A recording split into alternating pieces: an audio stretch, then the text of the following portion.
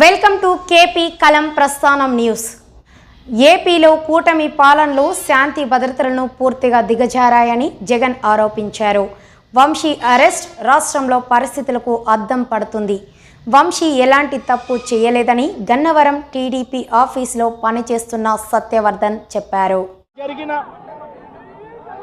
Municipal vice chairman ఎన్నుకునే ఎన్నిక పిడుగురాళ్లలో 33 మంది ఉంటే కార్పొరేటర్లు 33 మంది వైసీపీనే గెలిచింది.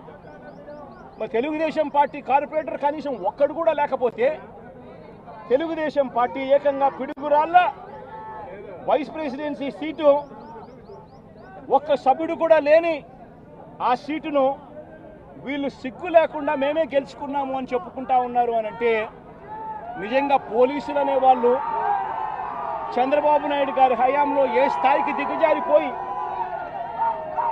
ప్రజాస్వామ్యాన్ని కూనీ చేస్తూ ఉన్నారని చెప్పడానికి నిదర్శనం.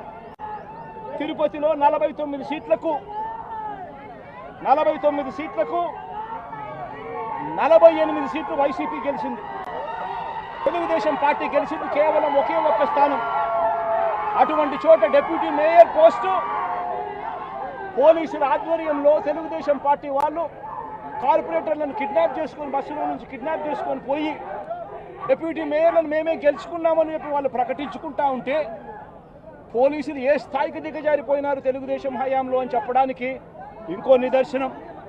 తుని నియోజకవర్గంలో 30 కార్పొరేటర్ల స్థానాలు 30కి 30 వైసీపీ గెలిచింది.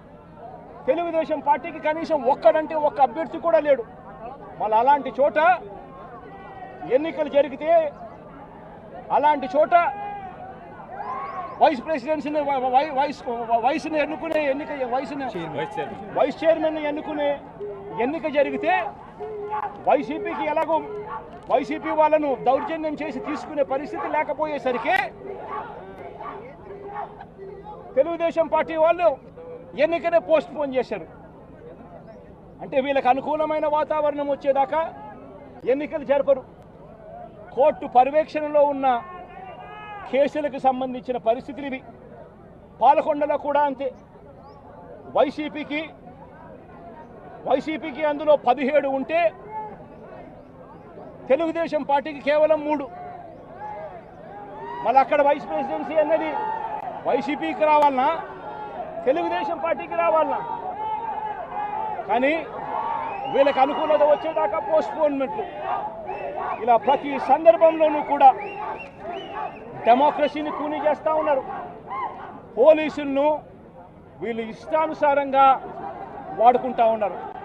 నేను ఇవాళ ఒకటే చెప్తా ఉన్నా, ప్రతి పోలీసు వ్యక్తికి కూడా చెప్తా ఉన్నా, మీ టోపీ మీద ఉన్న 3 సింహాలకు కనిపించే ఆ సింహాలకు సెల్యూట్ కొట్టడం మొదలుపెట్టండి. తెలుగుదేశం పార్టీ నాయకులకు సెల్యూట్ కొట్టడం మొదలుపెట్టి వీళ్ళు చెప్పినట్టుగా చేయడం మొదలుపెట్టి అన్యాయాలు చేయడం మొదలు పెడితే మాత్రం ఎల్లకాలము తెలుగుదేశం పార్టీ ప్రభుత్వమే ఉండదు అని చెప్పి ఇవాళ ప్రతి అధికారికి కూడా నేను తెలియజేస్తా ఉన్నా. రేపొద్దున మళ్ళీ మా అధికారం వస్తుంది. వచ్చినప్పుడు అన్యాయం చేసిన వీళ్ళందరినీ వీళ్ళ అధికారులందరినీ అన్యాయం చేసిన ఈ నాయకులందరినీ కూడా బట్టలు కూడా తీసి నిలబెడతామని చెప్పి కూడా ఈ సందర్భంగా తెలియజేస్తా ఉన్నాను. ఎవడిని వదిలిపెట్టేది ఉండదు. ఇదే వంశీని అరెస్ట్ చేసేటప్పుడు సిఐ అన్నాడట, నేను 1.5 సంవత్సరంలో రిటైర్ అయిపోతాను అని చెప్పి. రిటైర్ అయిపోయినా కూడా సప్త సముద్రాల అవతల ఉన్నా కూడా మొత్తం అందరినీ కూడా పిలిపిస్తామని చెప్పి కూడా ఈ సందర్భంగా చెప్తా ఉన్నా. చట్టం ముందు నిలబడేట్టుగా చేస్తాం, బట్టలు ఊడదీస్తాం, న్యాయం జరిగేట్టుగా చేస్తాం అని ప్రతి ఒక్కరికి కూడా తెలియజేస్తా ఉన్నాం. ఈ మాదిరిగా అన్యాయం చేయడం మొదలు పెడితే మాత్రం ఖచ్చితంగా ప్రజలు దేవుడు ఇద్దరు కూడా వీళ్ళను శిక్షించే కార్యక్రమం ఖచ్చితంగా జరుగుతుందని చెప్పి సందర్భంగా మరొక్కసారి వీళ్ళందరికీ కూడా చెప్తా ఉన్నాం. అన్యాయంలో భాగస్వాములు కావద్దండి.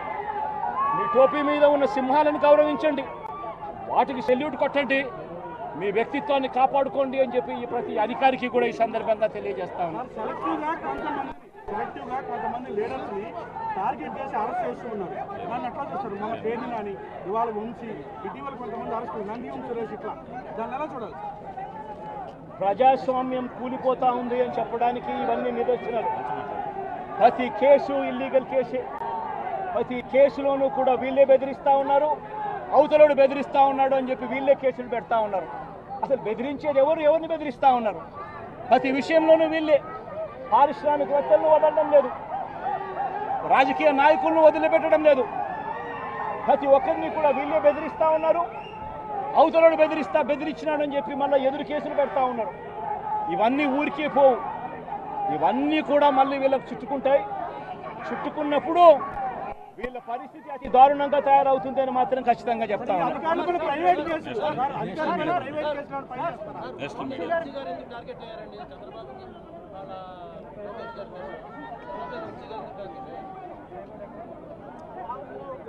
వంశీని ఎందుకు టార్గెట్ చేస్తూ ఉన్నారు అనేది చంద్రబాబు నాయుడు గారికి వంశీని చూస్తే తన సామాజిక వర్గం నుంచి ఒక వ్యక్తి ఎదుగుతున్నాడు, చంద్రబాబు నాయుడు గారి కన్నా గ్లామరస్గా ఉన్నాడు, లోకేష్ గారి కన్నా గ్లామరస్గా ఉన్నాడు. ఒక మనిషి ఎదుగుతున్నాడు అని అంటే తట్టుకోలేడు తన సామాజిక వర్గంలోనే. అందుకనే కొడాలి నాని చూసినా ఆ మనిషికి జీర్ణించుకోలేని ఆక్రోశము, వంశీని చూసినా కూడా జీర్ణించుకోలేని ఆక్రోశము. ఎందుకంటే